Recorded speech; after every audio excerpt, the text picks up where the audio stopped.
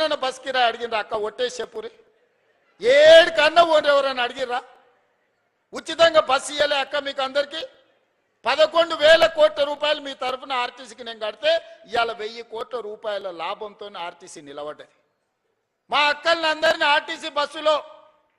మారాన్నులాగా పోతుంటే ఆటో వాళ్ళని రెచ్చగొట్టి ఆర్టీసీ ఆడబిడ్డలకు బంధు పెట్టురని ఆటో డ్రైవర్లను తీసుకొచ్చి మీ మీద ధర్నా చేయించాం చెప్పిరుగుతుందని చెప్పిన ధర్నా చేయించినోనికి మా అక్కల దగ్గరకు పోయారంటే ఇరుగుతుంది ఏషాలు ఏ కూర మూసుకొని ఇంటికోరా అని అంటే అందరు ఎక్కడోళ్ళు అక్కడ పోయారు అట్లా మా అక్కల్ని ఉచితంగా బస్సులో పోతురని అవమానకరంగా చూస్తుంటే 1000 బస్సులు కొనిచ్చి 1000 బస్సులకు యజమానులకు మా మహిళా సంఘాలలో చేసి యజమానులను చేసిన మా అక్కలు ఇవాళ 1000 బస్సులకు యజమానులు ఎవరో దాన ధర్మం మీద బస్సులో ఉచితంగా తీసుకపోతే ప్రయాణం చేసేటోళ్ళు కాదు 1000 బస్సులకు యజమానులు చేసిన సోలార్ విద్యుత్ అంటే అదాని అంబానీ అంటే 1000 మెగావాట్ల సోలార్ విద్యుత్ మా ఆడబిడ్డలకు ఇచ్చి ఈరోజు విద్యుత్ ఉత్పత్తి చేసే పెట్టించి ఈరోజు బట్టిగారితో ఒప్పందం చేపించి ఇవాళ మా అక్కలకు అందరికీ సోలార్ విద్యుత్ ఉత్పత్తి చేసే యజమానులను చేపించిన పెట్రోల్ బంకులు రిలయన్స్ నడుపుతుందంటే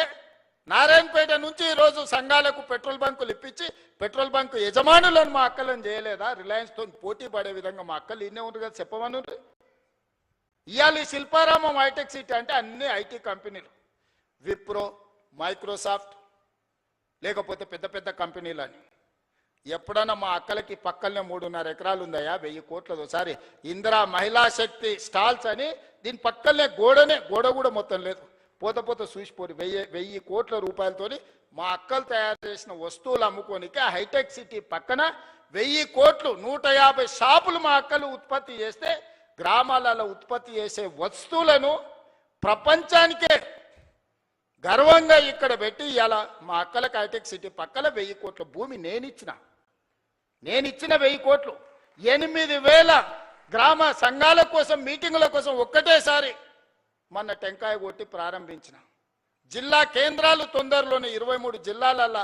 వాళ్ళ మహిళా సంఘాలకు జిల్లా కార్యాలయాలు ఈరోజు కట్టిస్తున్నాం ఇందుకోసం మేము పోవాలనా పిల్లల ఫీజు రీఎంబర్స్మెంట్ పరిష్కరించి ఒక పద్ధతి పట్టుకొచ్చినందుకు వాళ్ళ తెలంగాణ ఉద్యమమే నిరుద్యోగ సమస్య కదా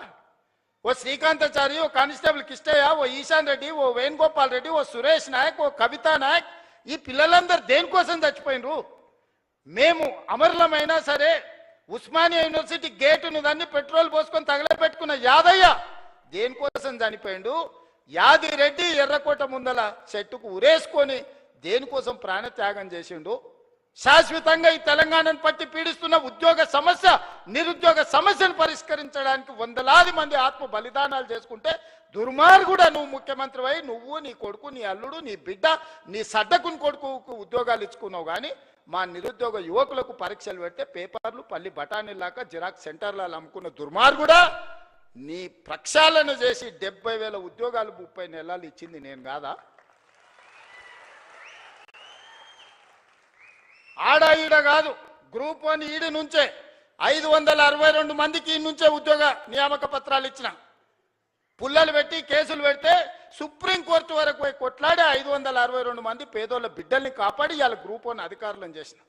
గ్రూప్ 2లో 1100 మందిని చేసిన గ్రూప్ 3 గ్రూప్ 4 టీచర్స్ డాక్టర్స్ అన్ని డిపార్ట్మెంట్లలో ఆర్ఎన్బి యుఎన్సి ప్రతి డిపార్ట్మెంట్లో